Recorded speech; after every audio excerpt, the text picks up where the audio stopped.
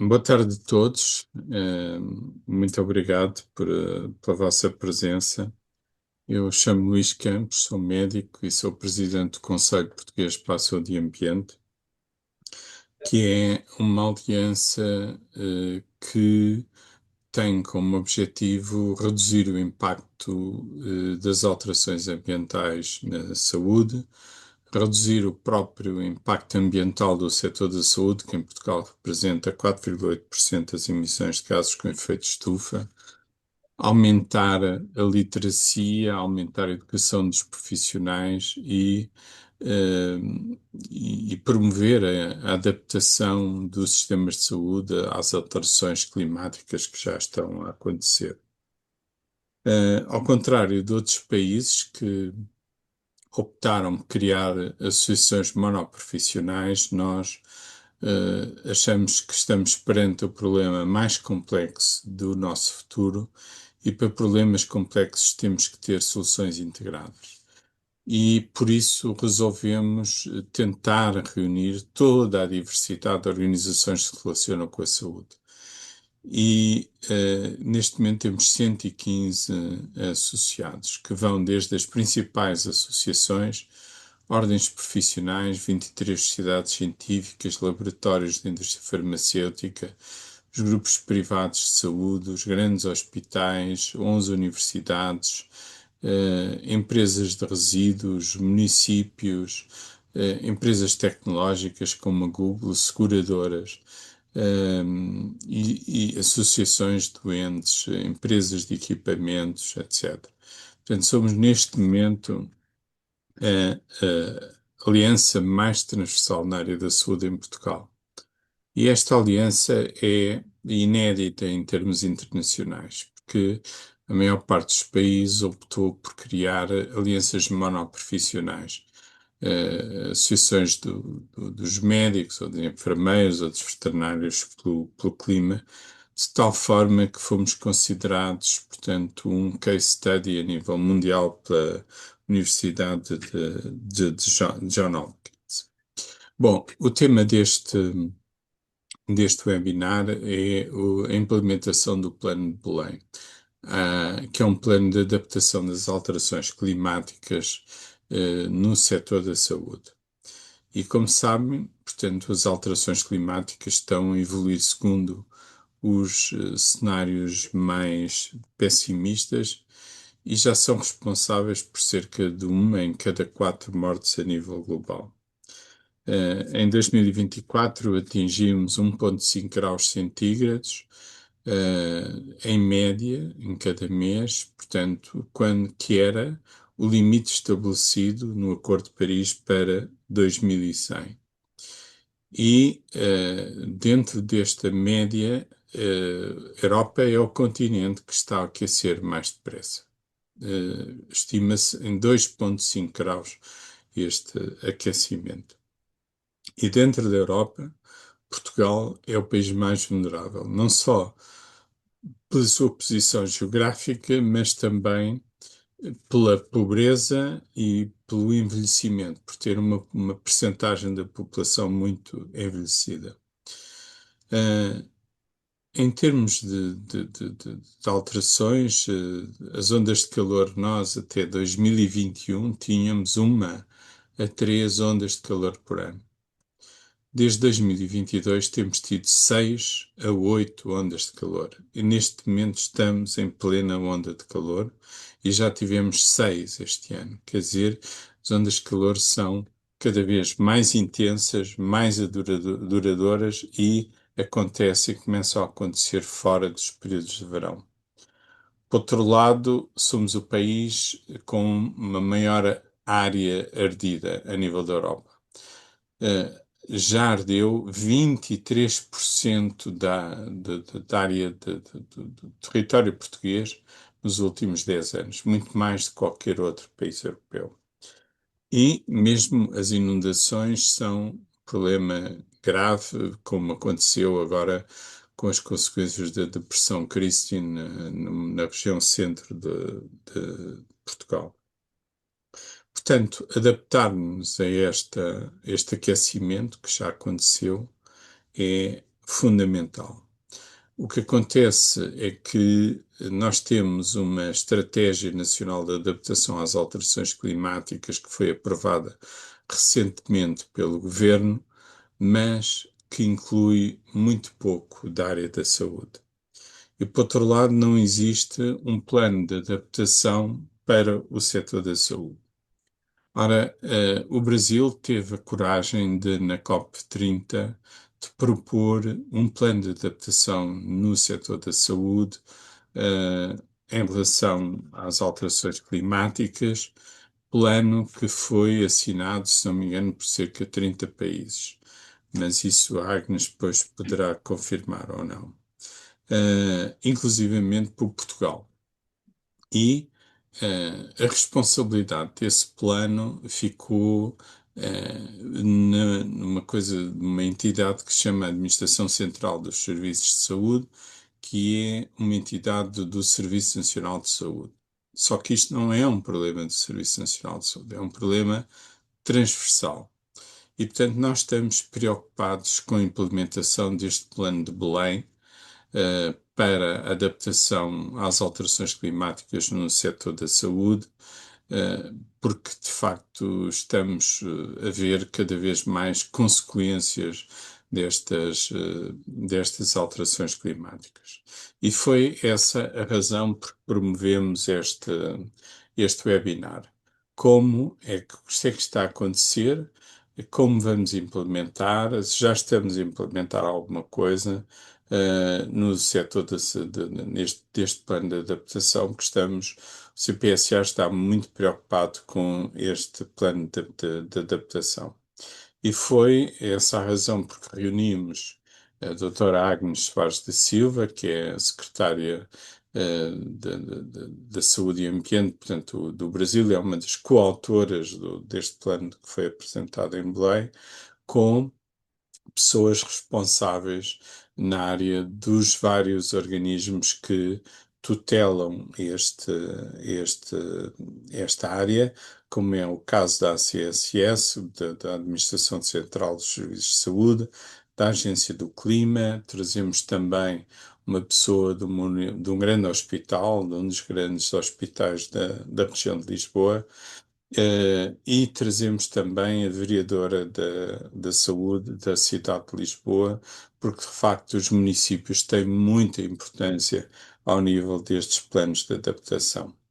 E agradeço a todos a vossa participação neste webinar, que já tem 56 participantes, e passava a palavra ao Dr. Emanuel Valpassos, que apresentará a doutora Agnes. Doutor Luís Campos, muito obrigado, não só por passagem de palavra, mas também pela apresentação, que já fez aqui grande parte do papel que seria apresentar o que é o plano e a doutora Agnes. E vamos em seguida então passar para a apresentação da doutora Agnes. A doutora Agnes Soares é médica, licenciada pela Universidade Estadual Londrina e tem um mestrado em Saúde Pública na área de Saúde Ambiental pela Faculdade de Saúde Pública da Universidade de São Paulo, bem como doutoramento em Doenças Tropicais e Saúde Internacional.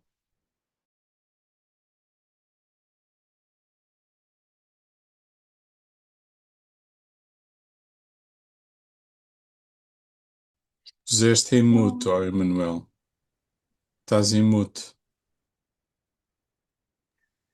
Peço imensa desculpa, foi aqui um erro técnico. Estava a dizer, a experiência profissional da doutora Agnes inclui a área de epidemiologia ambiental, análise de políticas públicas, vigilância em saúde pública e também a avaliação de risco de programas de saúde em contextos nacionais e internacionais. Entre 2010 e 2022 foi assessora regional de epidemiologia ambiental na Organização Pan-Americana de Saúde, em Washington, tendo liderado também interinamente a Unidade de Alterações Climáticas e Determinantes Ambientais de Saúde no ano de 2022. Antes disso, trabalhou em saúde pública e epidemiologia no Brasil e nos Países Baixos, prestando assessoria também, tanto para a Organização Pan-Americana quanto para a OMS. Desde setembro de 2023, dirige o Departamento de Vigilância em Saúde Ambiental e Saúde do Trabalhador da Secretaria de Vigilância e Saúde e Ambiente do Ministério de Saúde do Brasil, sendo, como o Dr. Luís Campos disse, não só uma das coautoras do Plano de Ação em Saúde de Belém, mas também uma das líderes incontestáveis da sua implementação, e é sobre isso que vamos ouvir hoje falar a doutora Agnes. Doutora Agnes, por favor. Bom, boa tarde a todos e todas. Primeiro, eu gostaria de agradecer essa oportunidade de estar novamente com vocês. É sempre um prazer essa troca de informação, de discussão que a gente mantém com Portugal. Em nome do Dr. Luiz Campos, que é o presidente do Conselho Português para a Saúde e Ambiente, eu gostaria de cumprimentar todas as autoridades, especialistas, experts presentes aqui na discussão e que vão participar também, né, desse webinário. Então, assim, muito obrigada. Por isso, eu vou compartilhar nos slides e... eu não estou conseguindo... Está desabilitado, acho que precisa ser habilitado para que eu possa compartilhar.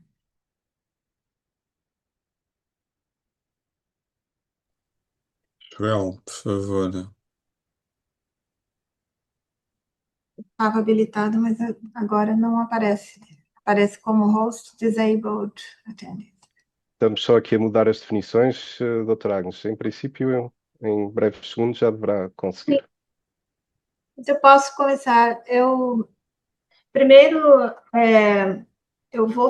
o que eu gostaria de fazer é falar um pouco sobre o que é o Plano de Ação em Saúde de Belém, para harmonizar também a informação sobre o que estamos falando.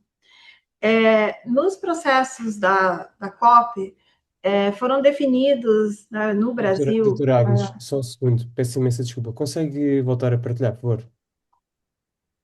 Ainda aparece desabilitado. Ok, então só um segundo. Eu posso enviar para o Luiz, se ele compartilhar também, se for o caso. Envia para o Joel, se faz favor, se for possível. Eu vou ter que entrar, então, aqui. Joel, mas o que é que se passa? Porquê que não pode partilhar?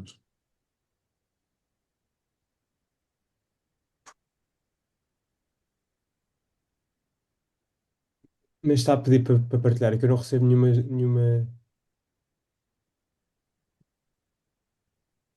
Continua aparecendo como se tivesse, não está habilitado, mas eu vou enviar, não tem problema.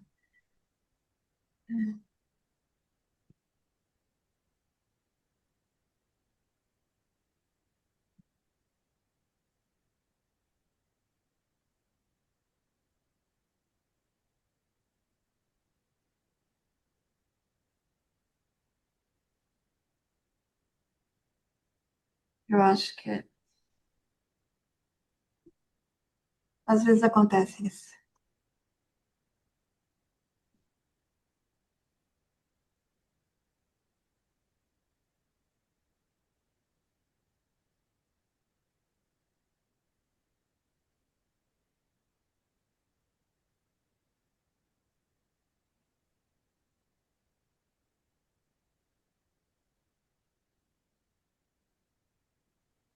Joel, Bom, eu enviei agora uma cópia para o Joel, como ele Doutora, não Ok, consigo. Agora sim, desculpa.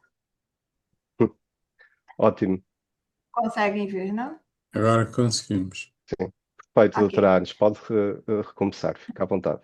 Peço Tá, desculpa. me desculpe também pelas Não, desculpas por de esse todo, problema. de todo, de todo. Então, sobre o plano, eu acho que é importante conhecer um pouco do que foi esse processo. Ok. Tem algum problema. Quando o Brasil começou a preparar a COP30, que foi em Belém, estava muito claro que seria o principal problema seria a implementação. Então, assim, a agenda de ação ganhou uma força muito maior do que tinha em edições anteriores da COP. E com isso, o que foi estabelecido foram 30 objetivos-chave. E dentre esses objetivos, né, eles estavam em 6 eixos, e no eixo 5, de promoção do desenvolvimento humano e social, está um objetivo desses objetivos-chave, objetivo estratégico, de promoção de serviços de saúde resilientes. Então, o plano ele está inteiramente vinculado a um dos objetivos estratégicos da COP30. Então, assim, isso mostra, inclusive, a importância, né, que ganhou como parte da agenda oficial, né, da COP30. Como vocês podem ver, tem aspectos, né, tanto de importância para a saúde, mas também de outras áreas que direta e indiretamente influenciam a saúde, em outros eixos, outros objetivos. E a gente trabalhou muito com essa integração e separando o que seria de responsabilidade exclusiva, ou quase não exclusiva, porque saúde é um compromisso de todos, mas que seria necessário mobilizar o setor saúde para integrar essa agenda, né, de clima, mais especificamente com essa promoção de serviços de saúde resilientes. É também importante lembrar que não é a primeira vez que saúde é tratada dentro das COPs, mas não como parte da agenda principal, né, dos objetivos principais da conferência das partes, então, do plano, de ter um plano que seja depois contemplado como parte do processo de acompanhamento de implementação de toda a agenda de clima da UNFCCC. Então, assim, lembrar que teve, desde o Acordo de Paris, existia essa meta global de aumentar a capacidade adaptativa, fortalecer a resiliência e reduzir a vulnerabilidade às mudanças climáticas. E tem inúmeras outras ações, resoluções da OMS, e na COP26, que foi, então, criada o ATAT, que é a Aliança para Ação Transformadora em Clima e Saúde, que tanto o Brasil quanto Portugal fazem parte também, que era exatamente para trabalhar de uma maneira voluntária dentro das prioridades da ação climática, mas como o que era importante para a saúde. Na COP27 houve iniciativa sobre ação climática e nutrição, que também tem um vínculo fortíssimo com a saúde. Na COP28, a declaração sobre clima e saúde, princípios orientadores para financiamento de soluções em mudanças climáticas e saúde, que, de certa forma, abriu o caminho também para questões mais concretas da intervenção da área da saúde dentro da agenda climática. Na COP29 foi criada essa coalizão de continuidade das presidências, então, de Baku até a COP30, as presidências se comprometeram a sempre incluir um dia da saúde, que foi o primeiro, foi na COP28, aí 29 se estabeleceu a coalizão, e o Brasil incorporou isso de ter um dia da saúde também. Então, assim, com base na experiência acumulada e também dando mais direção, como um plano muito concreto de ação, e não só da defesa de que saúde é central na discussão climática, mas o que exatamente é preciso ser feito em relação à adaptação. Então, o Plano de Ação em Saúde de Belém tem uma meta global, que é de integrar o plano de ação aos mecanismos de acompanhamento do progresso da própria Convenção, né, do Clima, incluindo o balanço global e outros mecanismos pertinentes desse processo. E a ideia é que até a COP33, que é em 2028, quando teremos o balanço global, todos os países integrantes e também não integrantes do plano serão convidados a apresentar informações sobre o progresso nessa implementação das ações previstas, e principalmente considerando o alinhamento com os indicadores da meta global de adaptação e outros indicadores nacionais que forem considerados apropriados. O plano de ação em saúde de Belém, ele tem dois princípios transversais, que é o princípio da promoção de equidade em saúde, da justiça climática e da liderança e governança em clima e saúde com participação social.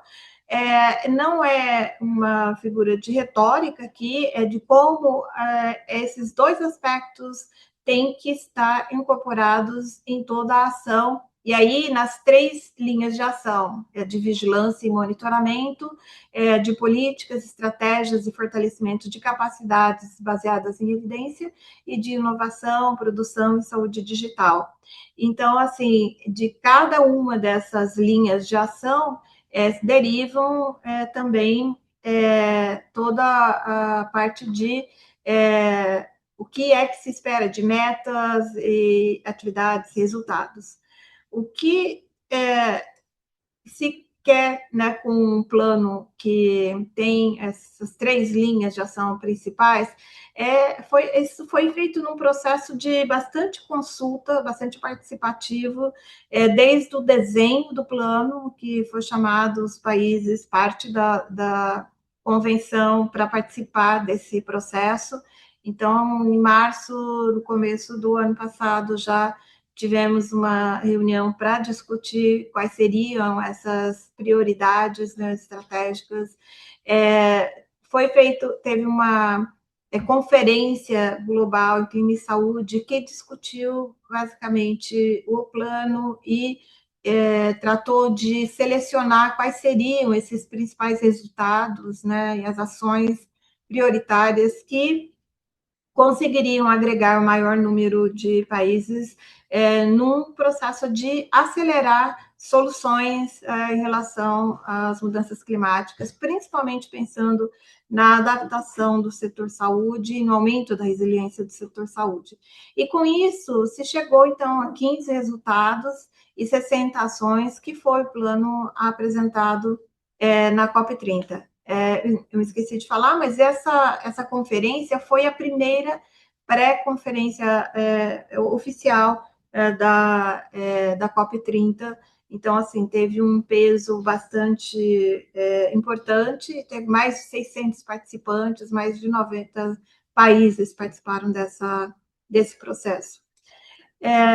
O plano, né, de ação em saúde de Belém, ele prevê a adesão voluntária das partes. Então, ele não assume que todos os países da Convenção de Mudança do Clima, eles são parte do plano de ação, porque ele é um plano para implementação, ele é um plano que está voltado a medir o avanço na área da implementação, o avanço na área de adaptação.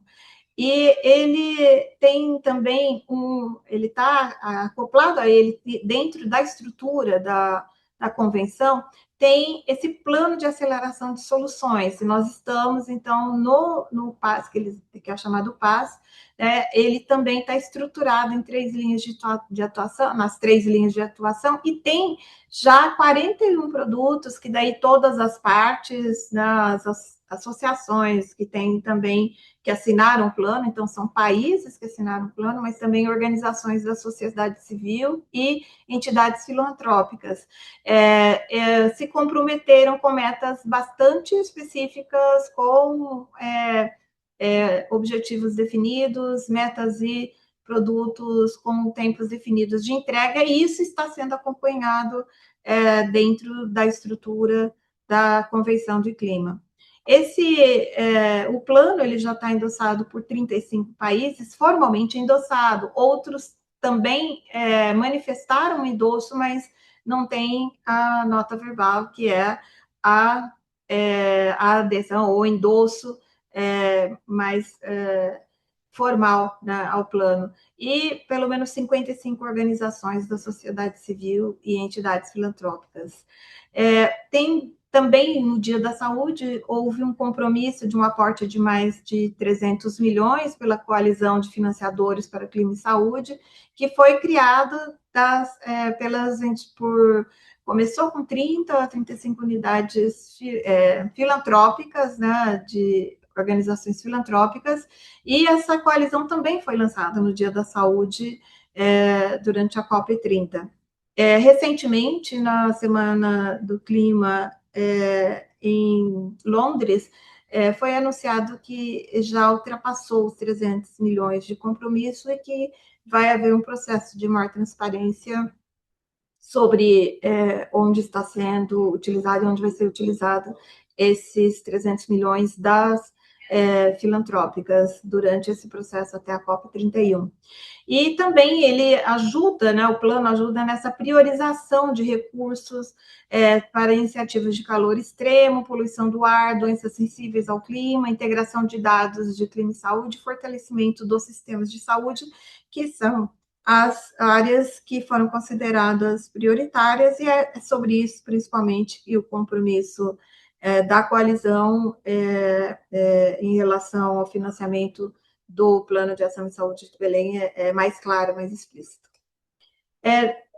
Acompanhando, né, o lançamento do Plano de Ação em Saúde de Belém, foram lançados 2 relatórios especiais. Um sobre o que há de evidência para a intervenção. E isso é importante porque muito se discute em relação ao que funciona, o que não funciona, o que pode ser generalizado e o que é muito específico, mas que é bom conhecer para que outros também possam replicar. E nesse relatório especial, que foi feito por uma série de... Foi um trabalho coletivo, também liderado, né, em conjunto com a OMS, tem algumas recomendações que são muito importantes. Primeiro, que a flexibilidade é a base da resiliência. E depois, já existem evidências mais que suficientes para agir em larga escala hoje, então não tem que haver, tem que continuar ampliando a base de evidências, mas que já existe evidência suficiente para justificar intervenções em larga escala. Não pode haver resiliência climática sem equidade em saúde, porque justamente as áreas e as populações que são mais, que já apresentam um grau de vulnerabilidade muito grande, são as mais afetadas. Então, se não houver a lente de equidade, não é possível construir resiliência climática. A adaptação eficaz requer investimento na estrutura que avalia as intervenções. É necessária uma mudança significativa na mobilização de recursos para atender à lacuna de financiamento da adaptação em saúde, e isso é muito explícito, porque não só uma pequena parcela é voltada para financiamento de adaptação, como uma parcela ainda menor atende ao setor saúde. E isso, considerando o alto impacto que existe, e que mesmo que se reduzisse as emissões, zerasse as emissões agora, nós já lidamos com a necessidade da adaptação, e isso só tende a aumentar nos próximos anos. Então, é necessário pensar o financiamento para adaptação em saúde como parte essencial dos todos os planos nacionais em relação à mudança de clima e como prioridade da convenção. As evidências são claras, a mitigação urgente sustentada em todos os setores é a intervenção de adaptação em saúde mais importante, porque isso vai fazer reduzir as necessidades do futuro. Aqui tem esse QR Code que dá acesso ao documento e que ajuda, eu acho que é interessante, porque traz também um link para experiências que justificam todas as linhas que foram incluídas no plano e todas as ações e prioridades que foram incluídas.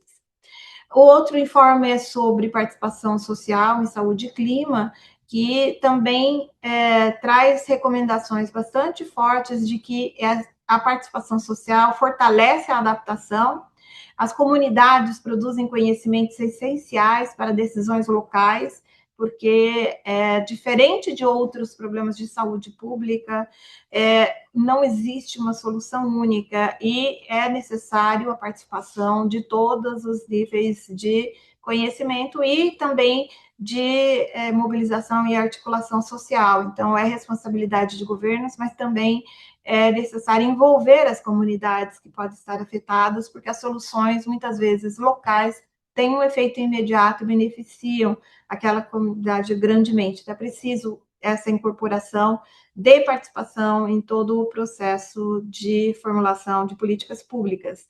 A adaptação climática deve ser construída de forma colaborativa, equidade e justiça climática precisam orientar todas as ações e a participação deve estar institucionalizada nas políticas públicas. De outra forma, ela pode ser comunicação de risco, mas dificilmente consegue ser participação ativa. Também tem um link, esse QR Code dá acesso ao documento, e tem também uma série de experiências exitosas em relação à participação social e o controle social. O plano de ação em Belém tem essa meta global e que ela está muito vinculada, associada a todas as atividades do plano, todas as linhas de ação e as metas estão relacionadas com os indicadores globais de adaptação que foram apresentados. Aqui tem essa tabela, resume um pouco disso, para dizer que nós não estamos produzindo coisas que estão fora do que é acordado dentro da convenção, mas também bebendo na fonte e usando toda a experiência do setor saúde já dessa construção em relação a planos anteriores e as atividades que foram capitaneadas pela OMS e já acordadas entre os países membros. Então, aqui acho que isso é interessante, inclusive, para os próprios países, para todos os países fazerem o seu exercício do que já existe, o que pode ser medido no global, nessas metas globais de adaptação e que vão ser finalizadas na COP31. O que se tem de próximos passos é articular essas ações com os outros planos para acelerar soluções, porque muitas vezes a mitigação, por exemplo, a redução de emissões do setor saúde, ela está relacionada com a adaptação, mas ela também está relacionada com o net zero, que é outra prioridade, outro objetivo, outra prioridade. Então, essas questões estão sendo trabalhadas, fortalecer os mecanismos de governança para acompanhar a implementação até o Global Stocktake, que é de 2028, e isso a gente tem feito muito, propondo a OMS como essa agência que acompanharia a implementação tanto do plano que é global de mudanças climáticas, que é da OMS, quanto do plano de ação em saúde de Belém e também como acompanha e tem um secretariado do ATAT. E um compromisso que tinha sido feito de ter mecanismos de produzir um documento que fale sobre mecanismos de financiamento do plano e fortalecer os processos de monitoramento e de implementação do plano de aceleração de soluções, que ele é crucial, essencial dos processos da COP, dos processos da Convenção do Clima.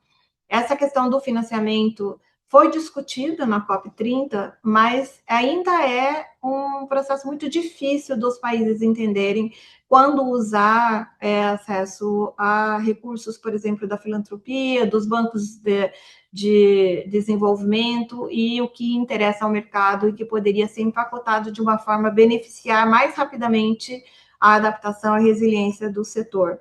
E o que estamos tentando fazer, já estamos iniciando essa discussão, é de produzir esse documento como havíamos nos comprometido ainda na COP30 de continuar o trabalho nesse sentido. E também essa necessidade de integrar indicadores existentes, incluindo os da meta global de adaptação, para monitorar esse processo de implementação do plano e do plano de aceleração de soluções.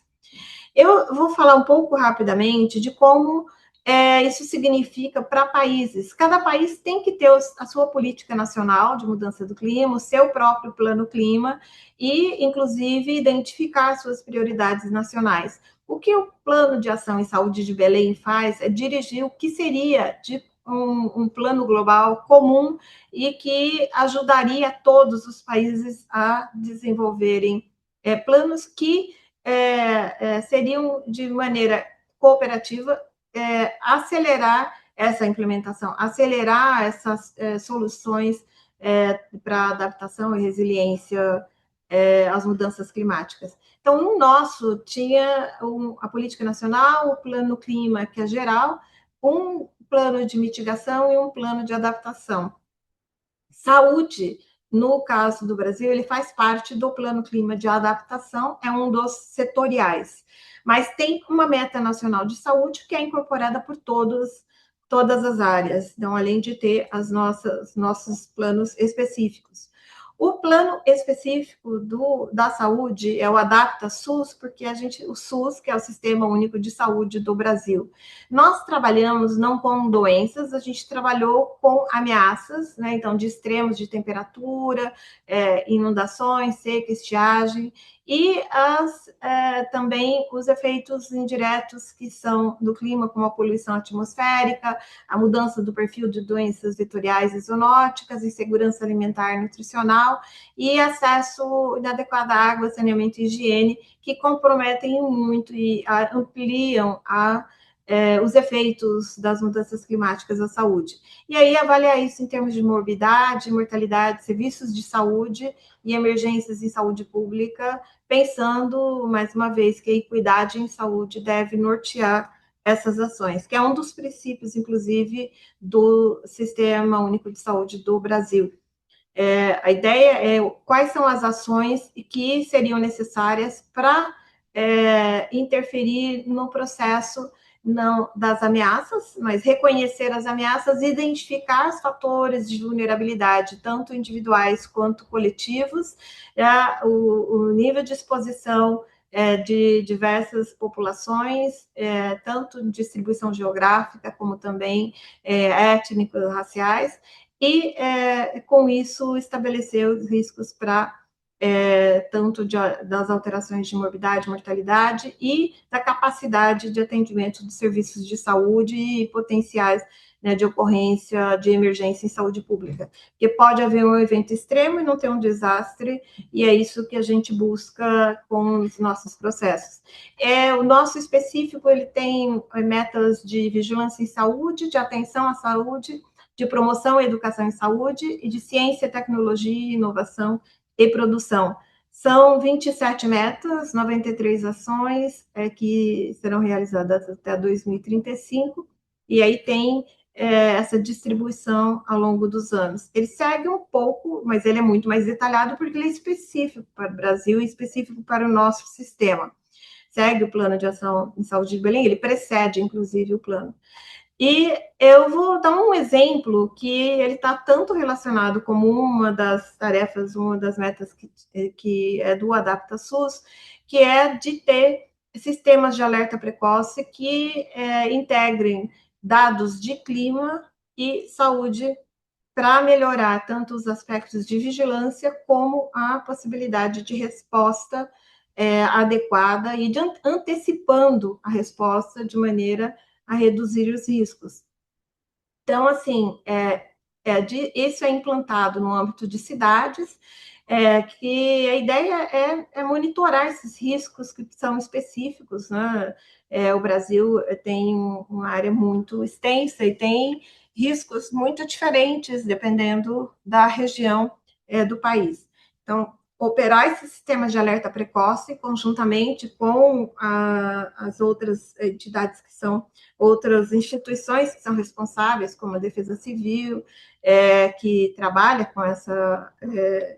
com os sistemas de alerta, mas incluir o que cabe à saúde nesse processo. Ele está sendo implementado muito com base na experiência do Rio de Janeiro, que é bastante exitosa na redução de riscos, principalmente de excesso de calor. E nós já estamos começando a trabalhar em Santarém, Belém, Fortaleza, Cuiabá, Belo Horizonte, Curitiba e Porto Alegre, e o estado da Bahia, que atende mais municípios. Com isso, tem uma distribuição por regiões do país, e a ideia é que isso sirva de base para ampliação para outros municípios de porte suficiente para ter um sistema desse tipo e influenciar na região.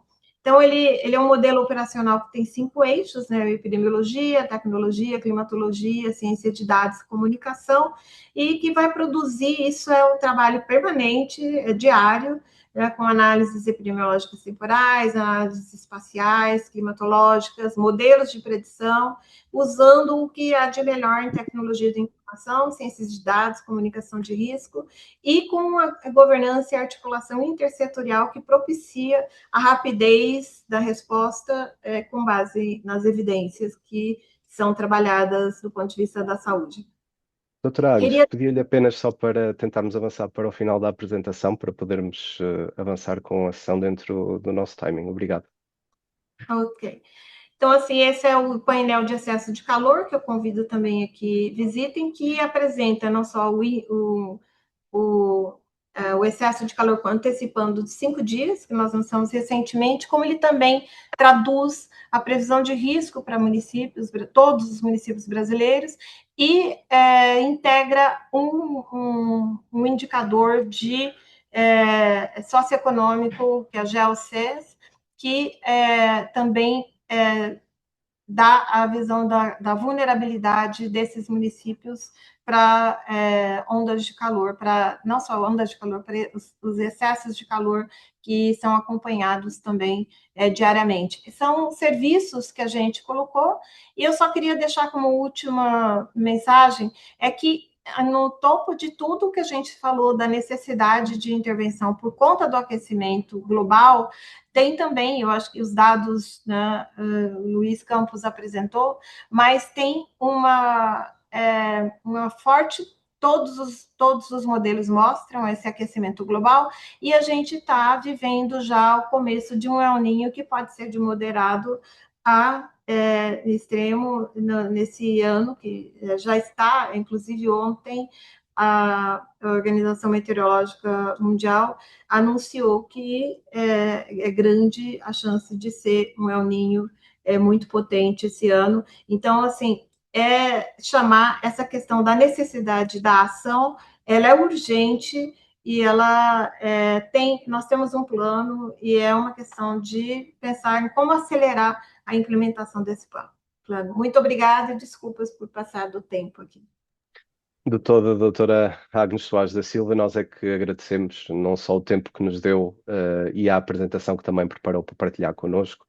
Ela complementa, acredito eu, também da experiência e perspectiva sobre o tema, o diagnóstico certeiro e que todos os dias cada vez mais sentimos e que o Dr. Luís Campos traçou, da união entre estes determinantes ambientais e o resultado em termos de saúde para as pessoas, para as populações, para a comunidade. E a doutora Agnes Soares da Silva, ao trazer-nos a perspectiva e a apresentação deste plano de lei, mas também aquilo que tem sido os esforços de implementação que o Brasil, e acredito também a doutora Agnes Soares da Silva nas diversas dimensões, tem desenvolvido para a população brasileira e ao nível do governo do Brasil, tem sido um exemplo do ponto de vista de implementação que muitos dos outros signatários, incluindo Portugal, poderão de alguma forma não só seguir, como também encontrar dentro dessa direção as soluções que, a nível da sua especificidade, da sua localização geográfica, dos problemas e das adaptações que são mais urgentes, o sistema de saúde de alguma forma pode desenvolver já hoje, em linha com este plano, para mudar de alguma forma o resultado que já hoje vivemos e cada vez vamos viver mais. Portanto, agradeço imenso a apresentação. Não temos aqui propriamente muito espaço para questões, mas temos um debate a seguir, onde quaisquer questões poderão ser colocadas à doutora Agnes Soares da Silva, também pelo chat, onde a nossa moderadora do debate, a doutora Joana Carvalho, terá também a oportunidade de identificar algumas questões que possam ser colocadas sobre este trabalho. Mais uma vez agradecer e deixar este comentário final, que para além da conclusão que a doutora Agnes nos deixou relativamente não só à urgência, mas também aos passos que já podemos dar dentro do plano que foi aqui apresentado para conseguir implementar mais medidas do ponto de vista da adaptação, Vamos também ter aqui, do ponto de vista local, alguns exemplos que vão reforçar esta ideia de que este plano preenche uma lacuna e de que, mais do que o plano, a sua implementação e como Portugal e todas as pessoas que hoje estão aqui presentes e que também serão partes interessadas neste processo, poderão fazer a implementação destas medidas na prática.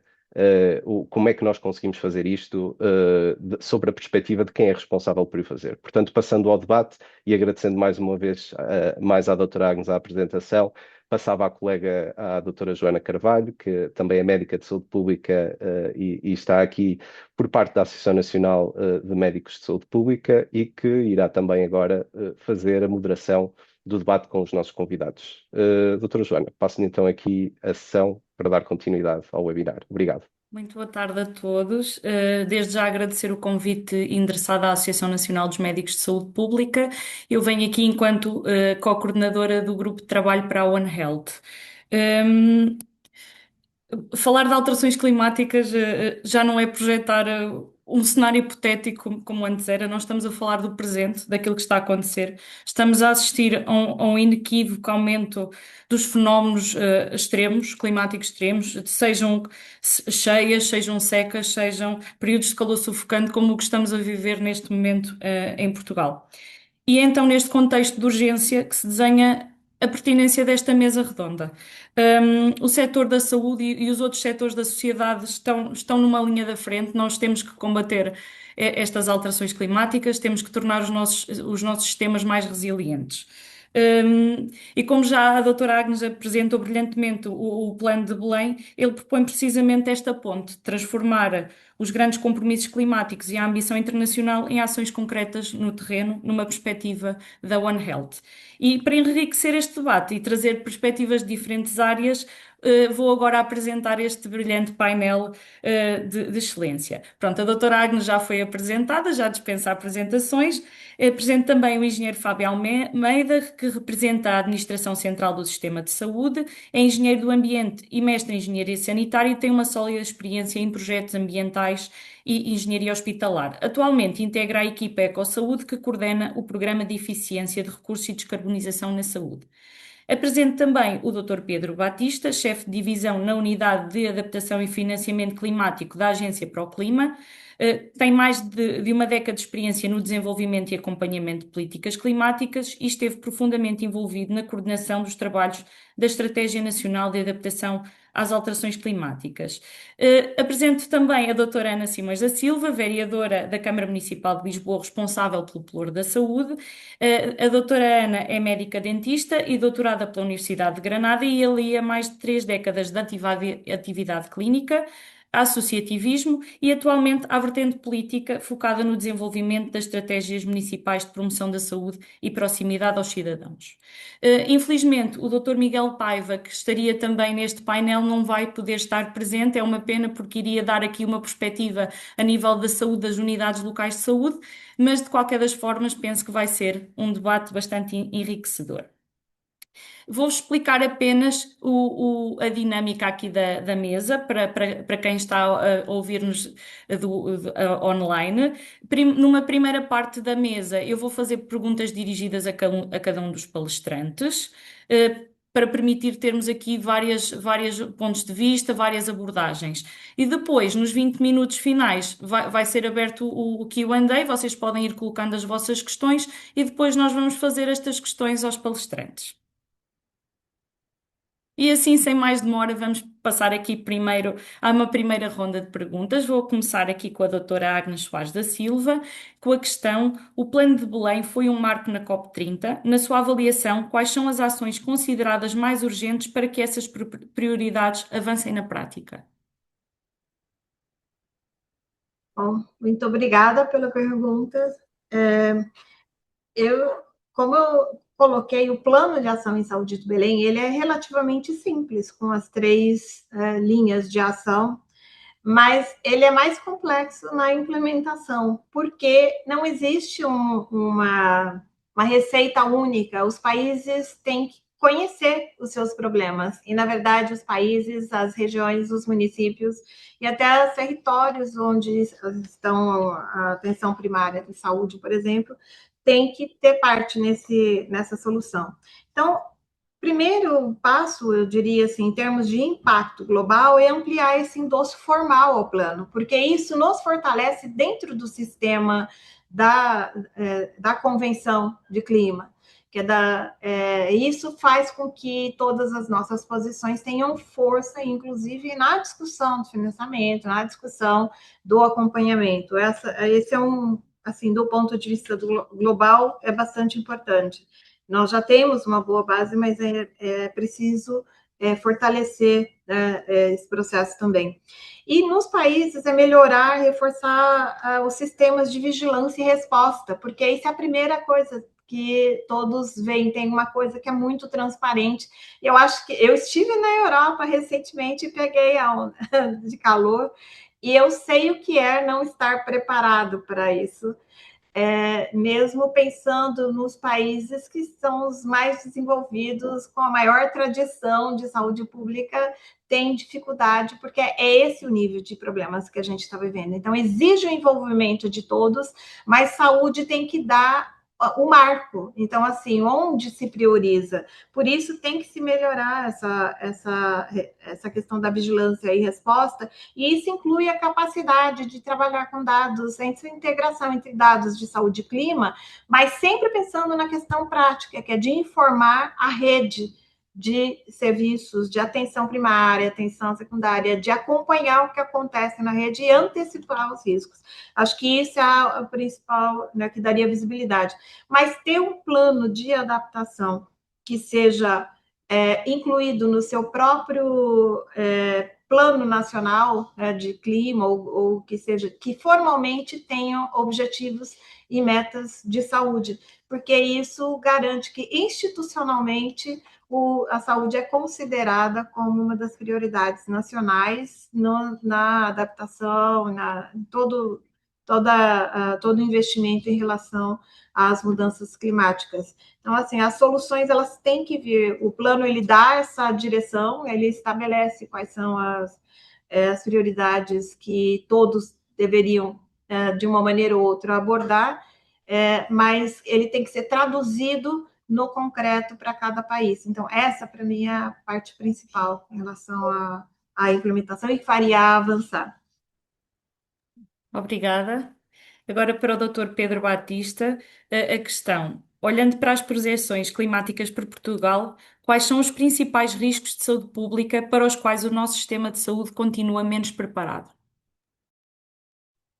Olá, Viva, muito boa tarde e desde já agradecer o convite que foi endereçado à Agência para o Clima, desta oportunidade de falar deste assunto tão importante e neste setor também tão importante, que é o setor da saúde, que também é muito transversal e desde já dar os parabéns para a apresentação da Agnes Soares, que realmente demonstra a extensão do que é que um plano de saúde um plano de adaptação para a saúde deverá conter e as dificuldades que é fazer a gestão destes riscos num país tão vasto como o Brasil, em que os riscos variam muito depois do contexto e as especificidades locais. Agora, olhando nas projeções climáticas para Portugal não tem a dimensão do Brasil, mas uma coisa é certa, as ondas de calor são a principal causa de morte na Europa, Portugal também, quando comparado com todos os outros perigos naturais associados às alterações climáticas. Portanto, desde lá se destaca a importância das ondas de calor, e já vimos hoje aqui no enquadramento inicial de Luís que as ondas de calor vão ser cada vez mais frequentes, cada vez mais com maior magnitude, e depois também até com maior duração, ou seja, ainda dificulta mais a capacidade dos nossos sistemas e da própria população conseguir recuperar à noite, e nós vimos agora na onda de calor que está a correr, a sexta deste ano, e nós olhamos para as projeções, podemos vir a ter 10 ondas de calor. Também tivemos a possibilidade de fazer uma atualização das projeções e conseguimos até, fizemos simulação e vimos que poderemos ter ondas de calor com duração máxima de 2 meses consecutivos, imaginem 2 meses consecutivos, em que a temperatura é superior, bastante superior, temos aqui aumentos bastante significativos, e depois a pressão que cria sobre o Sistema Nacional de Saúde. Portanto, esse é o principal risco para a saúde pública que destacaria, mas não é só, é muito transversal, e depois está aqui efeitos em cascata que as alterações climáticas podem induzir. Um grande problema que também Portugal tem não só pelo uso do solo de Portugal e a própria dispersão do espaço rural, tem a ver com os incêndios rurais, e os incêndios rurais podem também trazer muitos problemas para a saúde, a começar problemas respiratórios, obviamente não falando das queimaduras que podem decorrer para os bombeiros e para a população, e mesmo em casos extremos, mortalidade associada. Por outro, temos outra área de relevo, que são as doenças transmitidas por vetores. Aqui, no caso de Portugal, nós já temos, por exemplo, uma área de distribuição dos mosquitos que poderão transmitir as doenças que anteriormente eram consideradas tropicais, e já temos, neste caso, exemplos na Madeira. Mas Portugal já tem aqui as condições para virmos desenvolver este tipo de doenças, que felizmente ainda não acontece, mas será, diria eu, uma questão de tempo, apesar de todos os esforços que se têm e o facto de termos uma rede de vigilância de vetores. E depois as doenças associadas e que são transmitidas pela água, que são potenciadas pelos aumentos de episódios de seca, ondas de calor, e para não falar, e que também já temos vindo a ver, até patogénios que existem depois nas zonas costeiras, e depois complicações que poderão decorrer em termos de saúde da população. Mas, obviamente, não é só isto, e aqui eu pegava nas palavras de Agnes Soares, a importância que é de haver aqui um melhor suporte de informação e um melhor uso do conhecimento para adaptar o conhecimento às especificidades locais, que, consoante a região de Portugal, também acaba por ser diferente, e o peso ser diferente em termos das principais desafios. Obrigada. E pegando aqui na questão da monitorização, aqui num contexto um bocadinho diferente, ia perguntar ao engenheiro Fábio Almeida, a COP30 coloca um grande ênfase na transformação dos compromissos em resultados mensuráveis, lá está. Que indicadores de desempenho estão a ser monitorizados pela ACSS para avaliar o impacto do Ecosaúde nas entidades do Serviço Nacional de Saúde? Muito boa tarde. Antes de mais, queria agradecer ao Conselho Português de Saúde e Ambiente pelo convite, em nome da CSS, e também cumprimentar todos os presentes, nomeadamente e especialmente também a doutora Agnes Soares pela brilhante apresentação, que nos fez realmente dar aqui uma visão geral e alargada e do o quão difícil e importante é atuarmos nestas temáticas. Respondendo aqui à questão, nós aqui ao nível da ACSS, houve aqui, desde 2011, temos aqui o Plano Estratégico de Baixo Carbono, que naturalmente evoluiu para o Programa de Eficiência de Recursos e Descarbonização na Saúde, e naturalmente temos agora atualmente um portal, que já desde 2011 que temos vindo a monitorizar e a acompanhar a evolução das entidades da saúde ao nível de consumos de recursos, mas temos agora, vai ser finalizado ainda este ano, um portal que visa avaliar indicadores de desempenho, seja ao nível de consumos energéticos, de água, de gás, de eletricidade, de frotas. Vamos perceber também, de uma forma célere, qual é que é a evolução das entidades da saúde em todos estes campos, como já referi ao nível de eficiência energética, parte hídrica também, as frotas ao nível de viaturas, seja de forma agregada, seja unitária. Depois temos também, ao nível dos resíduos, também vamos ter aqui indicadores associados a estabelecer e perceber efetivamente, seja no Ministério da Saúde em Portugal, qual é que é aqui a percentagem e quantidade de resíduos, seja perigosos ou não perigosos, quais é que são efetivamente os destinos que vão ser dados a esses resíduos, e a par disto vamos ter esta integração de toda esta informação, todos estes indicadores vamos ser integrados em forma de indicadores de desempenho também com doente padrão, com o número de utentes que acedem àquela determinada instalação, e vamos ter também a capacidade de perceber qual é que é a progressão das entidades, seja uma vez mais ao nível do Ministério ou ao nível de qualquer entidade pertencente ao Ministério da Saúde, perceber qual é que é a trajetória, e se essa trajetória está a ir de encontro ao que está definido no nosso EcoAP, e naturalmente no EcoSaúde, que adapta o programa da Administração Pública à saúde, perceber se estas trajetórias e este desempenho das entidades do Ministério da Saúde estão efetivamente a convergir com aquilo que está parametrizado. Obrigada, em suma, tentar tornar cada vez mais o sistema cada vez mais eficiente e resiliente para também evitar o desperdício e também para nos prepararmos melhor para estes eventos extremos. E neste contexto, eu perguntava à doutora Ana Simões da Silva a seguinte questão: a saúde começa nas cidades. Como é que a Câmara de Lisboa está a desenhar o urbanismo para mitigar os impactos da saúde decorrentes do clima? Olha, antes de mais, muito obrigada pela pergunta, já responderei, mas queria agradecer a todos, eu queria agradecer o convite e agradecer a apresentação da doutora Agnes, que nos trouxe aqui alguma organização, digamos, nisto tudo, porque às vezes fala-se tanta coisa e conseguiu aqui padronizar um bocadinho as coisas. Antes de mais, queria dizer que quando cheguei à Câmara Municipal de Lisboa, não há muito tempo, há 4 meses, não havia nada.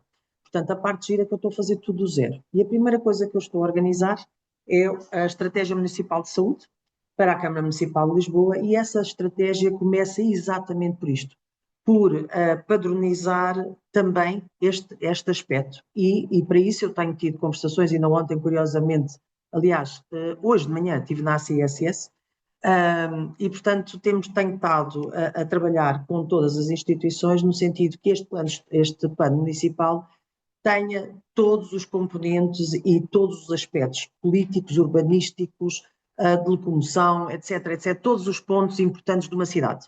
Para isso, também, curiosamente, nós tivemos há cerca de 15 dias na Organização Mundial de Saúde, lá em cima, em Viana do Castelo, em que tivemos na Organização Mundial de Saúde da parte europeia, em que tivemos exatamente a tratar das cidades, portanto, é One Health. E curiosamente, falámos com vários países da Europa e, efetivamente, este é um assunto que todos nós na Europa temos, todo mundo tem neste momento. E, portanto, o que eu tenho estado sempre a trabalhar é que nós temos de ter a evidência, a adaptação climática em saúde começa muito antes da urgência, vai começar ainda no bairro, na freguesia, na casa de quem vive, e muitas pessoas vivem sós, e portanto nós temos de ter uma adaptação específica e muito preocupada com este tipo de situações. Nós temos uma população muito envelhecida na cidade de Lisboa. Portanto, na realidade, as ULS vão integrar cuidados e os municípios entregam territórios. E é esses territórios que nós temos de trabalhar da melhor forma e de uma forma que não é pensada neste momento. Politicamente, muitas das vezes, isto ainda é uma ideia nova, está a entrar na cabeça dos políticos, está a ter que entrar aos poucos. Eu sou digamos que entrou comigo porque tenho uma experiência e uma forma de pensar diferente, estou na área da saúde, políticos financeiros, políticos de outro tipo, não é tão fácil entender que construir uma cidade sem pensar na climatização, sem pensar em áreas de refúgio de frios e de calores, não faz sentido, e cada vez menos. E, portanto, o importante é pegar neste projeto que está no plano de Belém, que é global, e adaptá-lo a cada uma das nossas cidades, a cada uma das nossas realidades. E realmente por isso é que eu falo aqui, tenho falado na Câmara, que temos que fazer uma adaptação climática real e não aquilo que existe neste momento. Neste momento, e por curiosidade, amanhã eu tenho reunião de Câmara e vamos falar das alterações climáticas, mas não se fala em saúde. Fala-se em bombeiros, fala em polícia, mas a saúde fica um bocadinho esquecida. E, portanto, eu tenho estado aqui a batalhar nesse sentido, porque efetivamente tudo aquilo que foi dito eu concordo, e é o trabalho que eu estou a fazer e que irei fazer. Inclusive, estou agora a trabalhar já com alguns colegas do urbanismo, em que estou a fazer com que ele altere algumas coisas nas alterações das ruas ou ou dos prédios que se está a fazer, no sentido de melhorar as condições climáticas, ter atenção e irmos de encontro aos problemas que iremos ter nas alterações climáticas, que nós sabemos que estamos neste momento, todos estamos a viver um pico de calor no nosso país, e que sabemos que iremos ter ao longo de muito mais tempo, infelizmente. Obrigada. E ainda no seguimento já deu aqui introdução à pergunta que eu teria aqui para fazer seguidamente em relação ao desafio das ilhas de calor urbanas que Lisboa tem e das populações envelhecidas ou isoladas. E eu queria perguntar como é que a autarquia, através dos seus planos de saúde e habitação social, está a mitigar os riscos destas populações mais vulneráveis e mais isoladas. Bom, em relação a estas, principalmente os mais idosos, os 65 mais, eu estou agora a trabalhar numa política de prevenção, de informação, de detecção de pontos de calor e estamos a trabalhar, não fazer, neste momento o que existe é uma comunicação de que toda a Lisboa está num pico de calor. Estamos a trabalhar nós temos monitorizações de pontos de calor pela cidade inteira, nós estamos nesse aspecto muito bem fornecidos, temos muita capacidade de avaliar esses pontos e a ideia será não trabalhar só a cidade por um inteiro, mas trabalhar no específico. Poderá haver zonas de calor, por exemplo, no Beato e não haver em Marvila, ou haver em Marvila e não haver em Belém. Portanto, estamos a trabalhar no sentido em que às vezes não haverá necessidade de pôr tudo de prevenção ao mesmo tempo, termos prevenções de níveis diferentes em épocas diferentes. Do outro lado, em termos do urbanismo, o que estamos a fazer, e é o que eu tenho estado a promover com os meus colegas, como eu lhe disse, por exemplo, quando há alterações de um traçado, de uma estrada ou de qualquer coisa, reduzir o número de estacionamentos e substituir por árvores, por zonas de descanso, por calçadas mais largas, passeios onde as pessoas possam andar, inclusive pela mobilidade reduzida, e, portanto, é esse aspecto que nós temos trabalhado e estamos neste momento com pontos de frio da cidade, como bibliotecas abertas até mais tarde, portanto, temos esse plano trabalhado. O urbanismo, por si só, vai levar algum tempo até, porque há projetos que já estão aceitos, já estão decididos, já estão definidos, e, portanto, estamos agora a trabalhar para que os que vêm e que sejam aprovados no futuro tenham já em atenção todas estas situações. Mas leva tempo para os políticos absorverem tudo isto. Mas já começamos no bom caminho e isso é que é importante. Obrigada. Doutora Agnes, o plano de Belém foca-se muito na equidade. Estávamos aqui a falar das populações mais vulneráveis e dos maiores riscos que estas pessoas acabam por ter.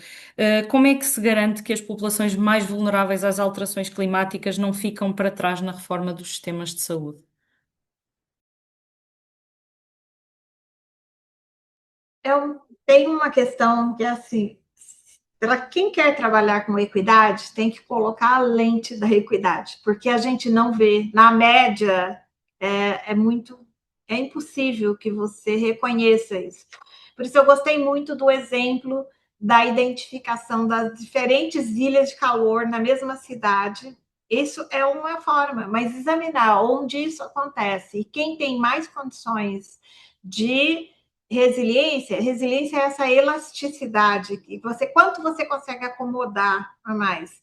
Mas pessoas que vivem em espaços já muito reduzidos, com uma população muito grande interna, em habitações que podem não ser as ideais, e nós temos ainda muitas favelas, cortiços e habitações que não comportam, ou muito acumuladas, não tem como se adaptar. Então, assim, e mesmo que todos colocassem ar-condicionado, que seria impossível, a rede de energia, inclusive Paris não consegue dar conta disso, que eu soube quando eu estava em Paris, seria impossível, que essa não é uma solução que funcione. Então, essas soluções coletivas que a vereadora mencionou, muito obrigada pelo exemplo, porque assim, é reconhecer onde estão os problemas e trabalhar concentradamente onde vai ter o melhor impacto para a redução dos danos, né, para a saúde pública, reduzir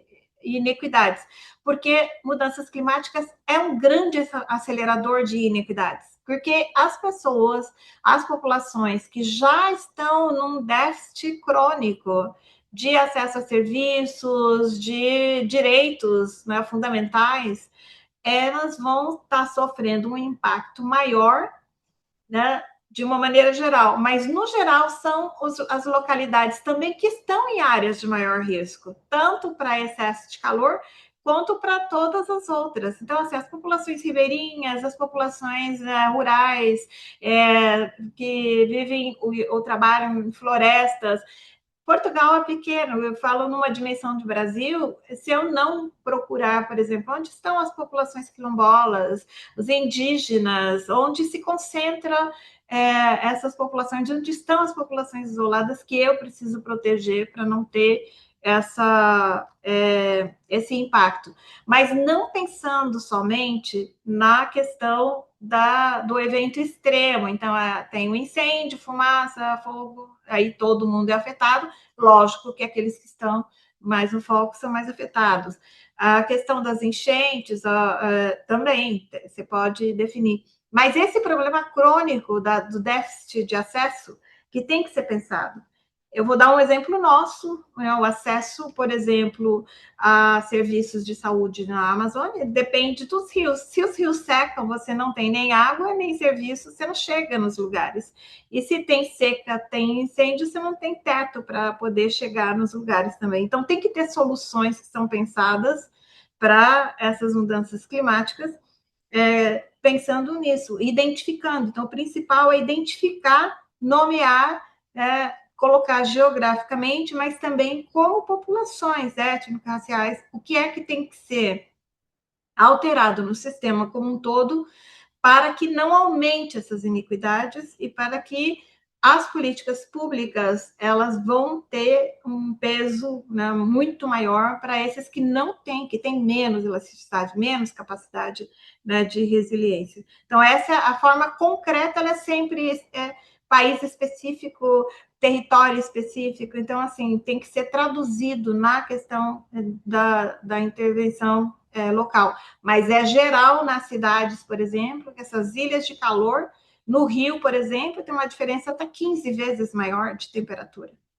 A mesma é ruim para todo mundo, mas é muito pior em alguns pontos. Então, se você não tem capacidade de fazer esse diagnóstico, você não vai fazer a intervenção que seja suficiente para trabalhar a questão das iniquidades. E assim vai, a mesma coisa de onde você coloca os serviços. O Brasil, por exemplo, acabou de fazer uma redistribuição da Força Nacional para ter capacidade de responder em até 12 horas qualquer emergência de saúde pública. A Força Nacional é parte disso. Então, assim, isso é pensando em como você reduz o tempo de resposta em áreas que também podem ser mais atingidas. Queria só, peço desculpa, Joana, se não se me permitir, eu esqueci-me de falar numa intervenção que nós temos na Câmara de Lisboa. É uma intervenção gigante. Nós estamos a fazer túneis de drenagem. Lisboa é chamado 7 colinas porque efetivamente tem 7 colinas. O que acontece é que drenava tudo para as zonas baixas de Lisboa e as inundações em Lisboa eram imensas e eram realmente recorrentes. Portanto, a Câmara Municipal de Lisboa optou por fazer um trabalho enorme, está a ser visto inclusive por vários países da Europa, que se chamam os grandes túneis de drenagem de Lisboa. Nós temos 2 canais que vêm das zonas de cima e que drenam depois para tanques esses onde fica guardada a água e depois mais tarde servem para rega, para lavagens, e que em casos extremos podem drenar então para o rio, mas que são grandes zonas onde vamos coletar água, a água é essa que também sabemos que é outro problema que vamos ter no futuro. E, portanto, estes túneis de drenagem que Lisboa fez, eu penso que é uma grande aposta já nas alterações climáticas. Eu peço desculpa, esqueci-me já agora que é um projeto enorme que a Câmara de Lisboa está a fazer, já decorre há 13 anos, 4 anos, irá terminar em 27, 28, porque como sempre em obras há atrasos, mas o que é certo é que este inverno, em janeiro, que choveu bastante, nós não tivemos já enchentes, porque há uma parte que já funciona, o que fez com que não houvesse as enchentes que normalmente temos quando há estas chuvas. Era só para dar um exemplo em como este tipo de ações podem já começar a ser trabalhadas e Muito Se obrigada. puder complementar, Sim, claro. globalmente, é importante lembrar dos países pequenos, das ilhas insulares, que tem que ter mais voz. E, assim, a solidariedade, a necessidade de um plano global, não é só porque cada um tem que fazer o seu.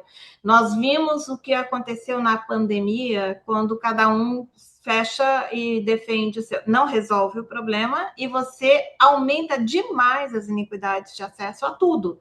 Então, no planejamento global, essa ideia de trabalhar, né, um reforçando o outro e esse apoio coletivo é parte do problema de trabalhar a questão das iniquidades, porque tem iniquidades entre países e ou se trabalha com essa construção do bem público global ou nós também vai sobreviver quem tem mais condições de se proteger, e aí a questão da justiça climática fica esquecida, né? Então, eu acho que essa é a questão essencial, assim, do ponto de vista global, quando se trabalha na questão da equidade. Daí a necessidade de ter um plano que todos acordam que vamos fazer isso coletivamente, crescer e aumentar a resiliência para proteger a saúde humana como um todo. Muito obrigada pelas respostas. Doutor Pedro Batista, agora falando, estávamos aqui a falar muito de planear também, que é muito importante. De que forma é que o Plano de Belém se alinha com a Estratégia Nacional de Adaptação às Alterações Climáticas? Há sobreposições, há lacunas? O que é que me pode dizer sobre isto? Muito bem, muito obrigado. Ah, ah, eu aqui tenho aqui algum, vamos lá ver se consigo pegar bem nesta questão, que acho que é fundamental. E ocorre agora num momento em que Portugal vai entrar aqui num novo ciclo de política. A Estratégia Nacional de Adaptação às Alterações Climáticas, a ENAC 2030, não foi ainda formalmente aprovada, porque isto ainda vai a discussão e votação na Assembleia da República. Saiu já um documento do Conselho de Ministros para a Assembleia, mas aqui a estratégia é isso mesmo, é uma estratégia que procura ter aqui uma visão integrada do desafio.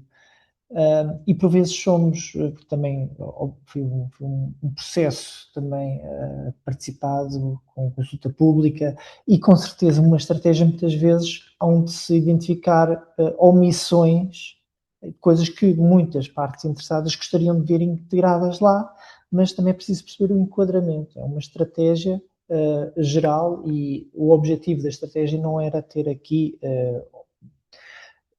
medidas muito concretas para os vários setores. E no caso da saúde foi algo que foi muito sinalizado na consulta pública, a necessidade de haver aqui mais medidas para o setor da saúde.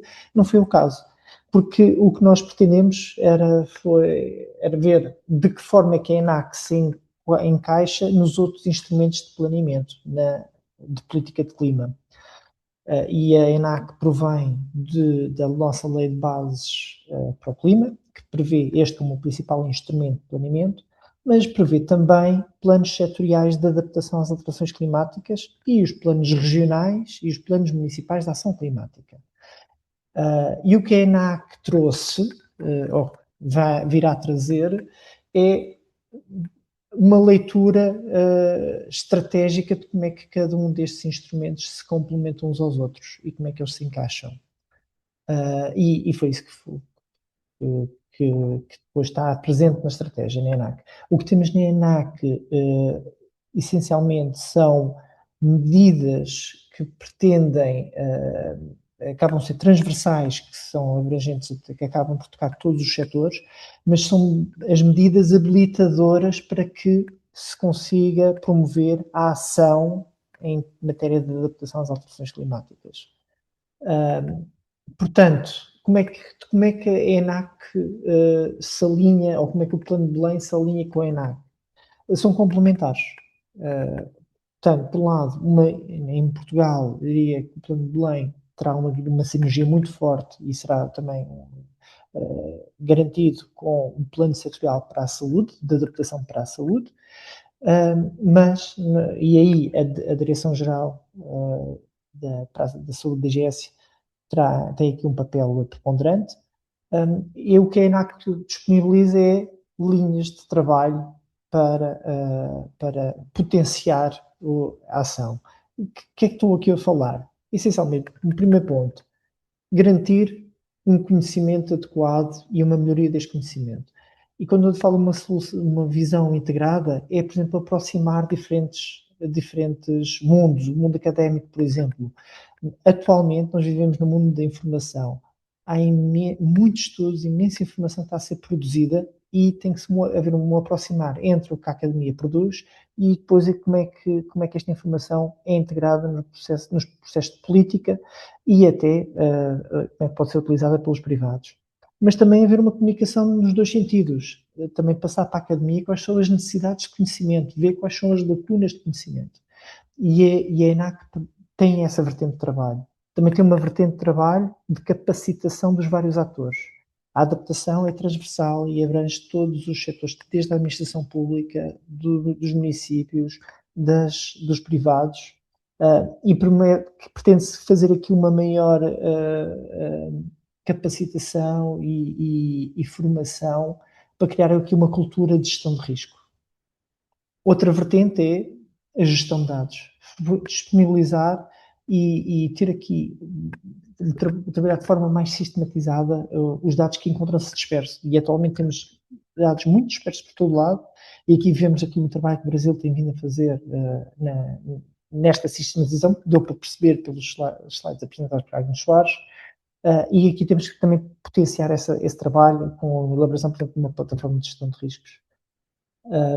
E depois a parte do financiamento. Uma coisa é ter um melhor conhecimento, fazer um melhor planeamento para a identificação de que são as prioridades e depois afetar recursos para que estas medidas sejam implementadas. E aqui é procurar algumas soluções inovadoras, fazer um trabalho mais próximo, por exemplo, com os seguros, para garantir que encontremos aqui uma melhor mobilização de financiamento. E é porque eu falo de financiamento também privado, porque já está demonstrado os custos de inação são muito superiores aos custos de ação, de adaptação. Portanto, é sempre preferível fazer investimento em adaptação, porque conseguimos prevenir perdas e danos. Portanto, há aqui um racional que também permite fazer uma mobilização do financiamento privado, porque o financiamento público depois é sempre limitado. E depois, por fim, a componente de envolvimento de stakeholders e toda a governança que está por trás. Portanto, é um bocadinho esta visão que temos aqui prevista e que está presente na ENAC 2030 e com certeza depois teremos um plano setorial para a saúde que irá complementar com medidas mais concretas e também com o apoio que a ENAC consegue disponibilizar em termos de partilha de informação, gestão de informação, capacitação e também de corresponsabilização. O que é que uma das áreas-chave que temos aqui previstas é que as medidas, quando são elaboradas, planeadas, não são só medidas para as entidades públicas. Temos que perceber muito bem quem tem capacidade também de executar aquelas medidas, para depois dar orientações muito concretas aos vários atores para que elas sejam implementadas. Obrigada. E agora passo para o engenheiro Fábio Almeida e questiono como é que podemos equilibrar a pressão financeira imediata do SNS com os investimentos de longo prazo necessários para a adaptação climática, nomeadamente na própria implementação do Plano de Belém, que está neste momento com a responsabilidade entregue à CSS.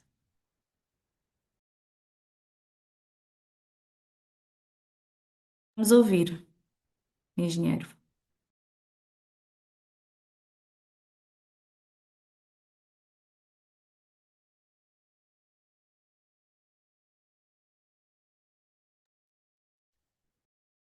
Desculpe, queria repetir a questão. Desculpe, que eu também deixei de ouvir.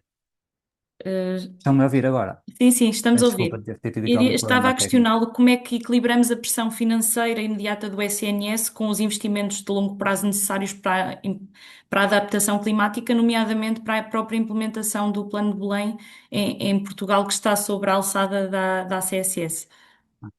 Ok. Antes de mais, é preciso percebermos que edifícios mais eficientes naturalmente consomem menos recursos, reduzem desperdício e naturalmente têm uma capacidade superior de funcionamento em situações de crise. Quanto à própria estratégia que a doutora Joana questionou, eu diria que terá de passar naturalmente e nesta fase por fundos comunitários, eles existem, ou investimento próprio das OLS, ou inclusivamente os contratos de gestão de eficiência energética, que também incluímos aqui no EcoSaúde, mas que naturalmente, havendo possibilidade de utilizar mecanismos e incentivos financeiros comunitários, as nossas entidades, as nossas unidades locais de saúde vão sempre preferir este tipo de investimento do que propriamente estarem associadas a um contrato de gestão de eficiência energética, que naturalmente é uma parceria entre uma OLS e uma empresa de serviços energéticos, uma entidade que se compromete a fazer este tipo de projetos e ter um alavancar e permite determinadas eficiências e contrapartidas para ambas as partes. Portanto, responder à sua questão, diria que terá sempre aqui para equilibrar, terá sempre que ser por esta via. Não estou a ver outra metodologia de conseguirmos equilibrar esta problemática. Obrigada. Agora, novamente, para o Dr. Pedro Batista questionar. Muitas vezes o setor da saúde funciona um bocadinho isolado das políticas macro de ambiente. E o que é que falha na governança em Portugal para que a saúde seja vista de forma verdadeiramente transversal nos planos climáticos nacionais? O que é que está a falhar neste momento?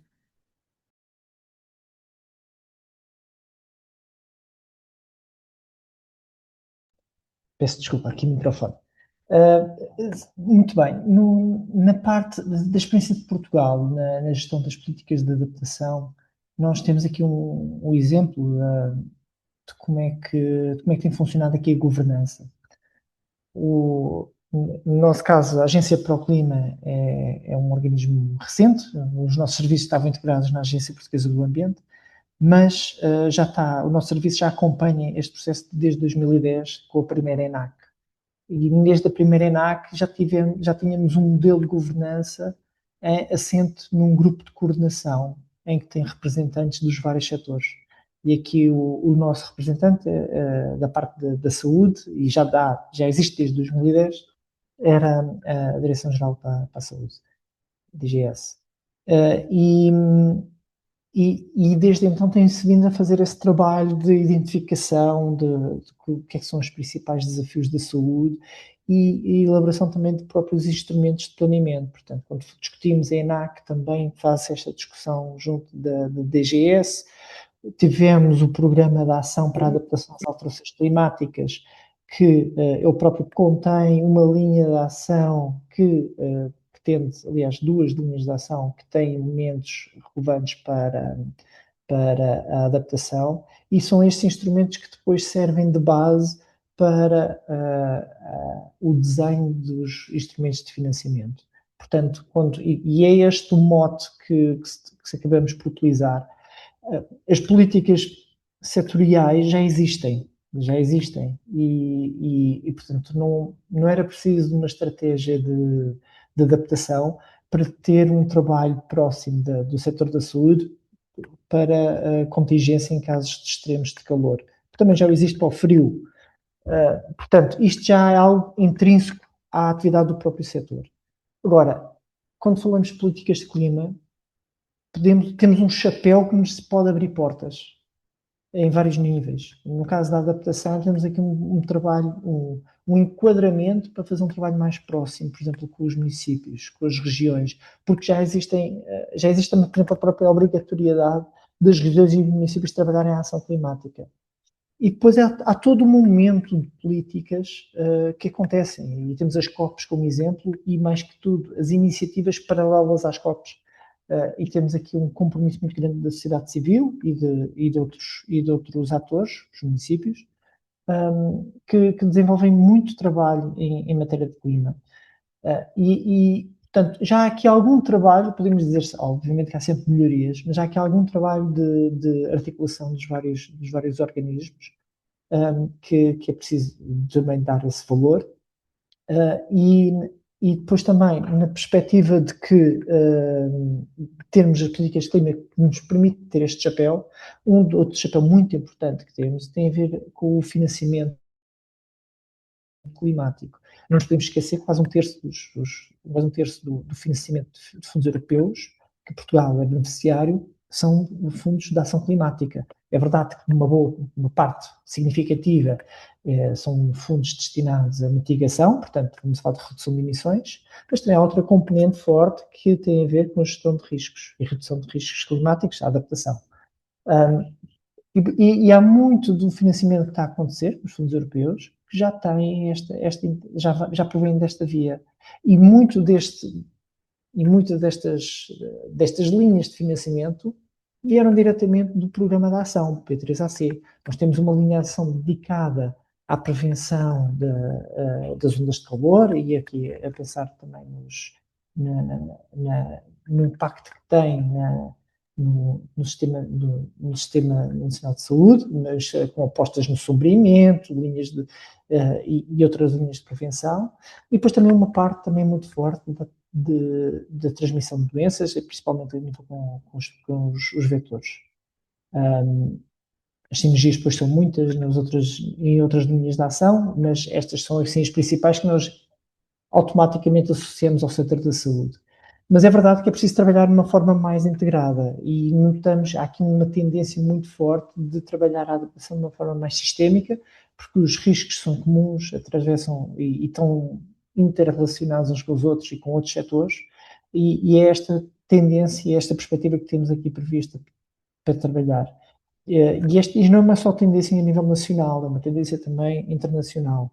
Temos o plano, através de uma operacionalização da Meta Global de Adaptação, o GGA, através de toda a negociação que é feita no Acordo de Paris, em que tivemos na COP30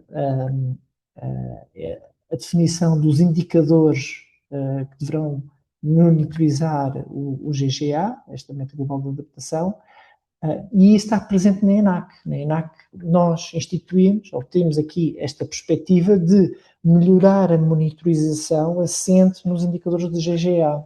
Obviamente que há aqui um trabalho que é preciso de desenvolver e de maturidade que é preciso desenvolver a nível nacional, e uma das metas do GGA é precisamente dedicada à saúde, e é isso que se pretende aqui melhorar a monitorização.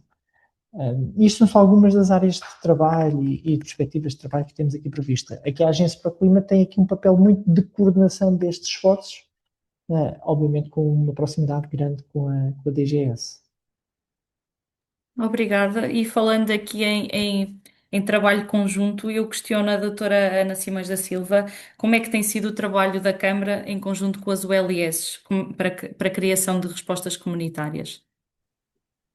Olha, das reuniões que temos tido com a ULS, o trabalho tem sido excepcional, o apoio deles tem sido excepcional, eles entendem perfeitamente que nós funcionamos como uma capilaridade, nós somos o que estamos mais próximo, portanto, de saber a população, de saber o que é que se passa, quase, as juntas de freguesia ajudam-nos muito a perceber o que é que se passa, e em relação a todos os habitantes, como a doutora Agnes dizia, nós não podemos deixar ninguém de fora, e realmente, normalmente, os sítios, e estamos neste momento a perceber isso, onde há maior índice de problemas de excesso de calor, é exatamente os sítios onde as pessoas têm maiores carências. As casas são piores, a localização, efetivamente, também nunca é melhor, e as ULS, nesse aspecto, têm trabalhado connosco e têm nos ajudado, até porque nós costumamos dizer sempre, e já há bocado eu disse,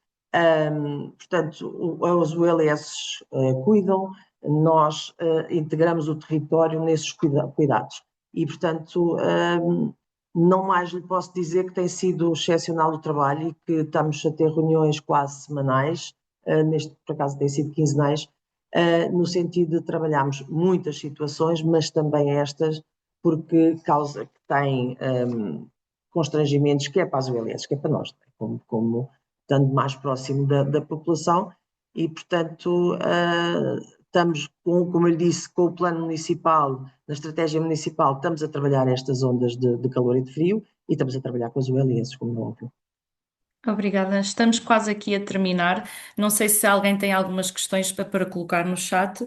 Eu, entretanto, faço aqui uma pergunta final à doutora Agnes, nomeadamente se pudesse deixar um apelo ou desafio aos parceiros portugueses aqui presentes para acelerar a implementação do plano, qual é que seria?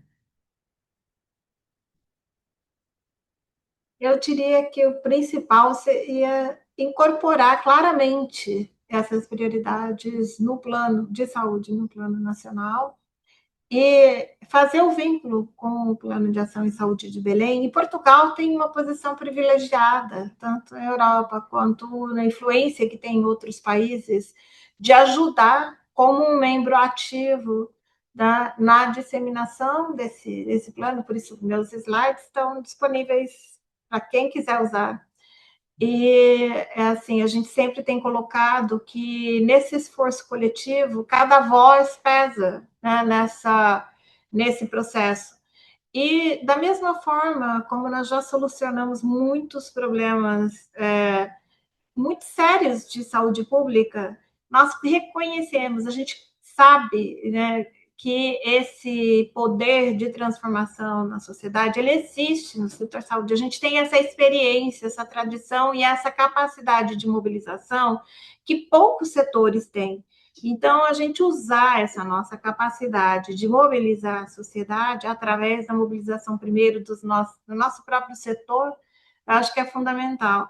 Então, assim, a primeira questão é essa, ajudar a ampliar o apoio formal ao plano e incorporar claramente, ser um porta-voz do plano em todos os espaços, tanto nacionais quanto internacionais. Acho que é isso. Tem sido um grande parceiro, nós tivemos Luiz Campos nas nossas atividades aqui, outras pessoas têm participado, mas eu acho que se trabalhar conjuntamente ajuda nessa aceleração de soluções. E aí, assim, é esse espírito do coletivo que a gente está levantando, né, que eu acho que é o que vai fazer com que nós encontremos as soluções que sejam melhores para todo mundo, sem deixar ninguém para trás, mas isso tem que estar sob vigilância constante, porque é muito fácil cair no que é mais fácil fazer do que a gente buscar essas soluções que contemplem o que nós estamos colocando, tanto de justiça climática quanto de participação social e equidade. Então, acho que é isso. Então, que Portugal continue, né, colaborando com isso e ampliando a sua influência também nesse campo. Muito obrigada pela oportunidade de estar aqui com vocês. Muito obrigada. Aproveito para agradecer a todos a vossa presença nesta excelente mesa redonda e vou passar agora para o Dr. Joel para fazer parte do encerramento. Muito obrigada a todos. Obrigado, Joana. Quero também agradecer aos restantes participantes, tanto na mesa redonda como o Dr. Emanuel, que moderou a primeira sessão. E também agradecer a todas as pessoas que participaram neste webinar. Ficamos muito contentes, em nome do Conselho Português para a Saúde e Ambiente, por aderirem às nossas atividades, por continuarem a seguir-nos e isso é muito importante.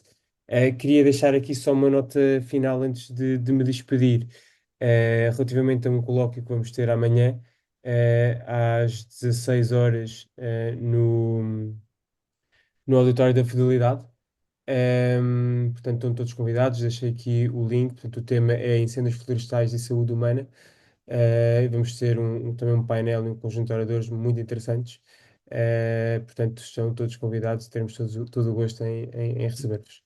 Da minha parte é tudo. E é isto. Tenham um resto de uma boa semana e até à próxima.